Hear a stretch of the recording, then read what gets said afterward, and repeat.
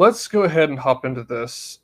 I think it's important to begin by talking about what most of you are thinking about probably around this time is the interview that Tucker Carlson did. I told you guys that I would be talking about it. And so here we go. What interview was this? It was conducted by Tucker Carlson. Obviously, you guys know that. Of a revisionist historian, Daryl Cooper, who goes by Martyr Made on Instagram and Twitter. They discussed many things. The interview was about 2 hours long. They discussed World War II, the Jonestown mass suicide or Jonestown cult, and the people that died and why. And throughout the course of the interview, it became very clear that Daryl Cooper is very thorough when he covers a topic. For an example, he talked about making a series about the history of Zionism and making Israel, and he read 6 books. Then he read 24 more and realized that the episode he had made when he had only read 6 books was almost completely wrong. And so he almost had to start over. He said he was so ignorant, he did not know what he was talking about.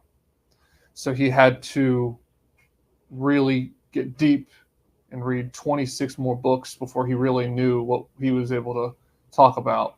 He's had many series going on, some of which he's talking about the Second World War. So I'm going to play a clip for you. And again, this episode is 2 hours and 19 minutes long on the Tucker Carlson Network.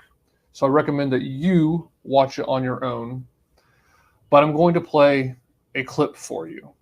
And then I want to talk about some of the people that reacted to it. I got in trouble with my podcast partner, Jocko Willink, one time because he's a New England Dutchman whose his family, it's near and dear to they're Dutch, but very near and dear to their heart that Winston Churchill is a hero, right? Well, everyone thinks that. He really thinks that. And I told him that I think, and maybe I'm being a little hyperbolic, maybe, but I told him, maybe trying to provoke him a little bit, that I thought Churchill was the chief villain of the Second World War. Now, he didn't kill the most people. He didn't commit the most atrocities. But I believe, and I think when you really get into it and tell the story right and don't leave anything out, you see that he was primarily responsible for that war becoming what it did, becoming something other than an invasion of Poland. Okay, so that was as extreme as it got. He did say some other things about Winston Churchill, but not much, and nothing more controversial than that. The rest of the conversation kind of went into another direction, talked about many other things.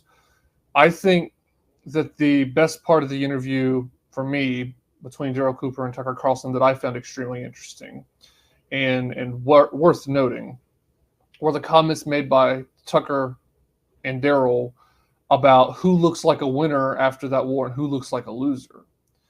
Britain is being occupied by people that are Islamic, who either don't speak the language or do very poorly and are committing crime. There are certain neighborhoods, as you know, in Great Britain where the police will not go.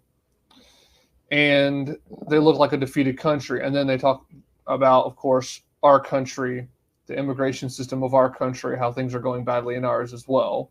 So you look at those two countries that won the Second World War and how defeated they look, captured by another culture and too weak to do anything about it. Then you look at Japan, a country that had 2 nuclear bombs dropped on it, and yet they have a very culturally homogenous nation. It's overall pretty peaceful as far as crime is concerned. People integrate and speak the language there.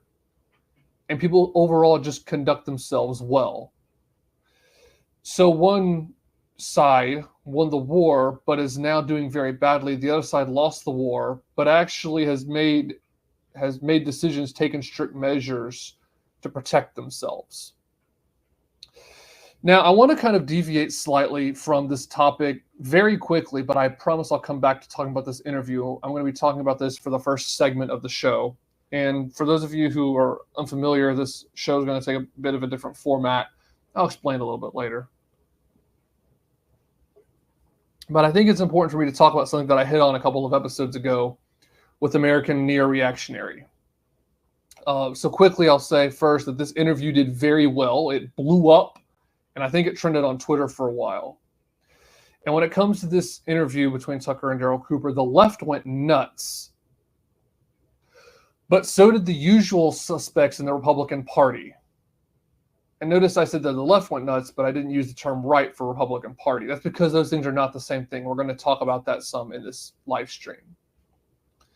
So one thing I want to say, and I think it's worth noting, is, and I said this, as I said, to American Neo-Reactionary a couple of episodes ago, that there is a lot of infighting, especially among the dissident right.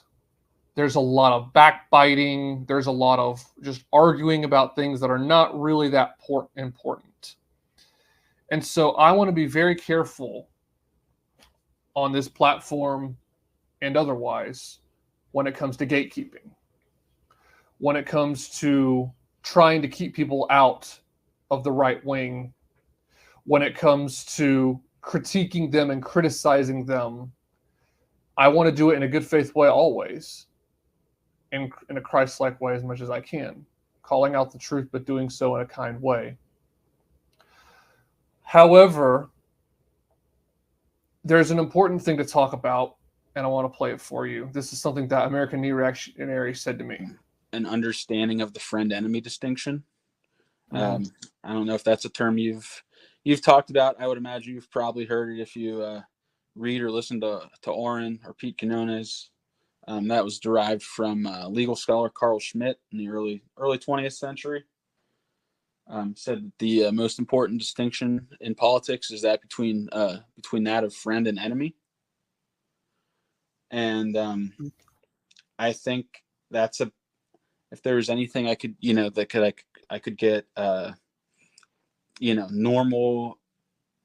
I'm not even going to necessarily say right-wing Americans, but just normally, your normal American that has, the same interests of, wanting to take care of their kids and not be taxed to death and allowed to do, normal things, would be an understanding of the friend-enemy distinction. Because I think if you notice, like, you see, like, one of the tropes you would always hear, like, especially with, now with, like, the woke left today, cracking down on, like, say, edgy comedy or anything like that. You always hear about how, like, oh, like George Carlin, like, or, ex edgy comic from the 80s or 90s, like, oh, they wouldn't stand for this. And the thing is they more than likely would be on the same team as the woke comics of today.